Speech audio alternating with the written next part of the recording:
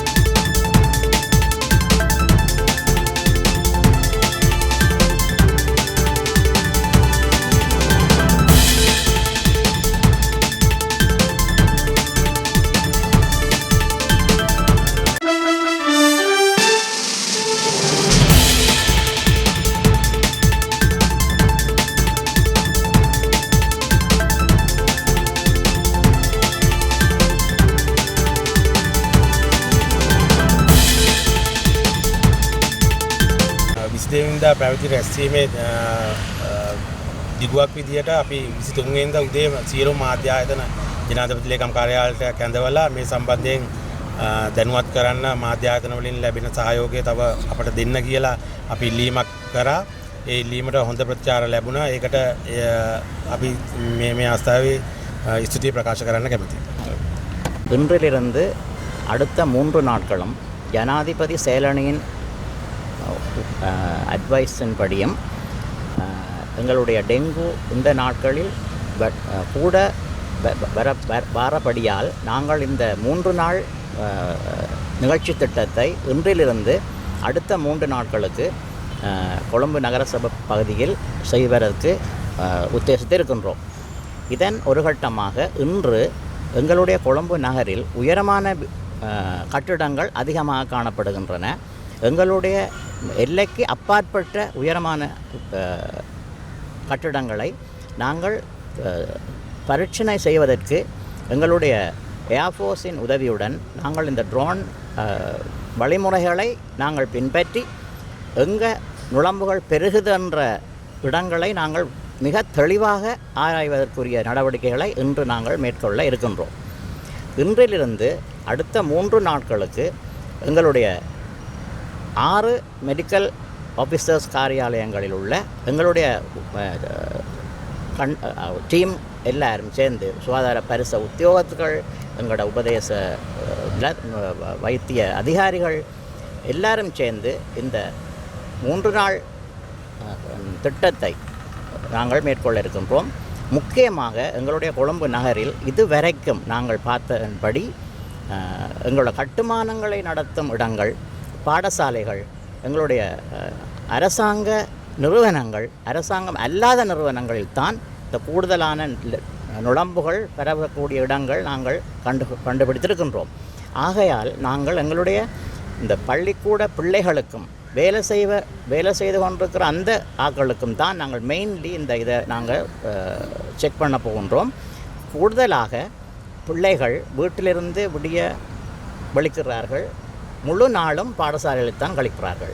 ஆனபடியால் பாடசாலைகளில் இந்த டெங்கு குழம்புகள் இருக்காமல் இருக்கிறதுக்குரிய நடவடிக்கைகளை அந்தந்த அதிகாரிகள் மேற்கொள்ள வேண்டும்.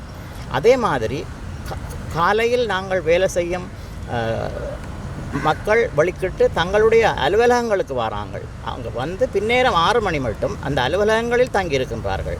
ஆனபடியால் அவங்கள் அந்த அலுவலகங்களில் சுத்தமாக வைத்திருக்க வேண்டிய கடமை அந்த அலுவலக அதிகாரிகளுக்கு உண்டு. எனவே நாங்கள் எங்களோட பொதுமக்களுக்கு அறிவுறுத்தல் கொடுப்பது என்னவென்றால், தங்களுடைய இடங்களை, வீடுகள், பாடசாலைகள், அலுவலகங்கள், பொது இடங்கள், தாங்கள் போகிற பொது இடங்கள் எல்லாவற்றையும் மிகச் சுத்தமாக வைத்திருந்து நுளம்பு குடம்பிகள் அற்ற இடமாக மாற்றுறதுக்குரிய நடவடிக்கைகளை உடனடியாக எடுக்க சொல்லி நாங்கள் அவங்களுக்கு அறிவுறுத்துகின்றோம். நாங்கள் வந்து இடங்களை பரிசோதிக்கும் பொழுது நுளம்பு குடம்பிகள் இருந்தால் அவங்களை நாங்கள் நீதிமன்றத்துக்கு எடுக்கக்கூடிய வசதிகள் எங்களுக்கு இருக்குது, அதிகாரம் இருக்குது. அவங்களை நாங்கள் நீதிமன்றத்துக்கு கொண்டு செல்வோம். ஆனபடியால் எல்லாரும் தங்களோட இடங்களை, வீடுகள், பாடசாலைகள், நிறுவனங்களை சுத்தமாக வைத்திருக்கும்படி நாங்கள் கேட்டுக்கொள்கின்றோம். கொழும்பு நகர எல்லைக்குள் எங்களுக்கு இதுவரையிலையும் 2200 இந்த ஆண்டில் 2200 நோயாளர்கள் அடையாளம் காணப்பட்டிருக்கிறார்கள். இது வந்து உண்மையில் குறைந்த அளவாகத்தான் இருக்குது. மற்ற மாவட்டங்கள் ஒப்பிடக்குள்ள குறைவாகத்தான் பதிவு செய்யப்படுகிறது. ஒரு 5% குறைவாகத்தான் எங்களுடைய இந்த கேஸ் லோட் இருக்குது. மற்ற இடங்களில் கூட 10, 15, 20 என்ற மாதிரி பதிவு செய்யப்படுகிறது.